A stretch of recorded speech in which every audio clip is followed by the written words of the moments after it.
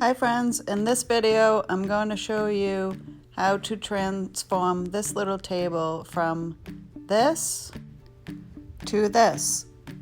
I used Shackteau Interiors Milk Paint in Popplestone, which is a spicy pumpkin color.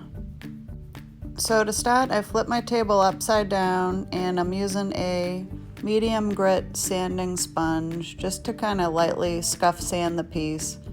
And I'm also going to clean it when I'm done to get any dirt or excess dust off from the sanding. Next, I'm going to measure out my milk paint. Our milk paint comes in a powdered form, so you would measure 1 equal part water to equal part powder.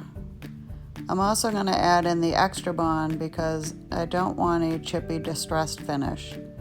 The extra bond is going to help the milk paint adhere to the wood.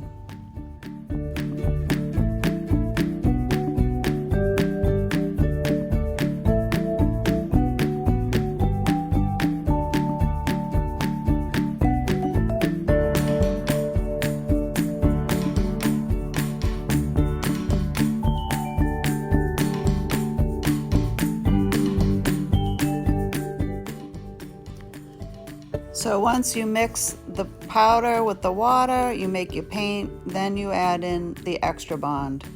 And I like to do a 2-to-1 ratio, so I'll do 2 parts paint to 1 part extra bond.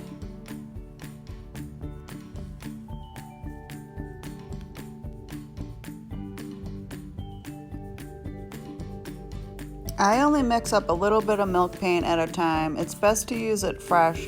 So usually with a project like this, there's no need to mix up the whole pint of paint. So here I just started with maybe 1/2 cup.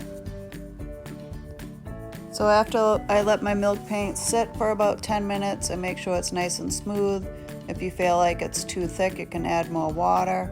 If you feel like it's too thin or runny, you can add more powder.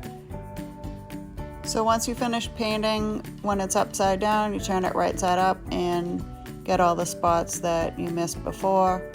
And with this piece, I'm also sanding down the wood tops, as you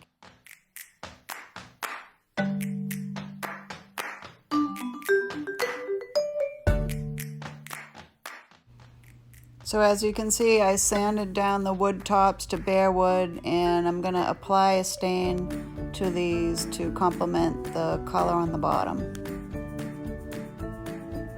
So here I'm applying the stain with a foam brush, and basically I'm painting it on with the grain of the wood.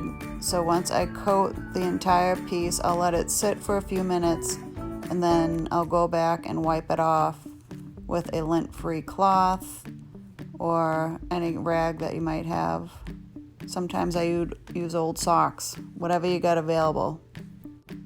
So now that I have the top stain, I'll let them dry overnight and then apply water-based poly as a top coat.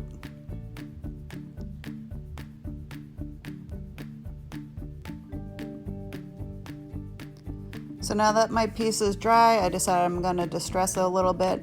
I'm using my power sander. You don't need to use a power sander. You can use a foam block like you did at the beginning.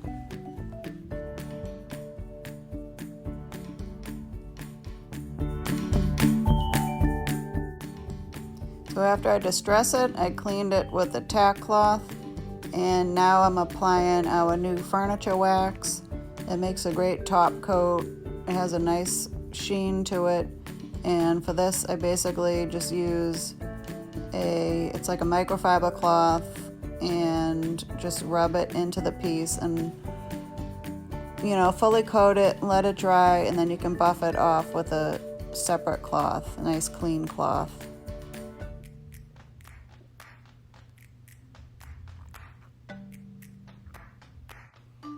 So here's my piece almost done. It's still drying, the stain on the top. I will apply the polyurethane on it tomorrow, but it's looking much better. This was a fun little project.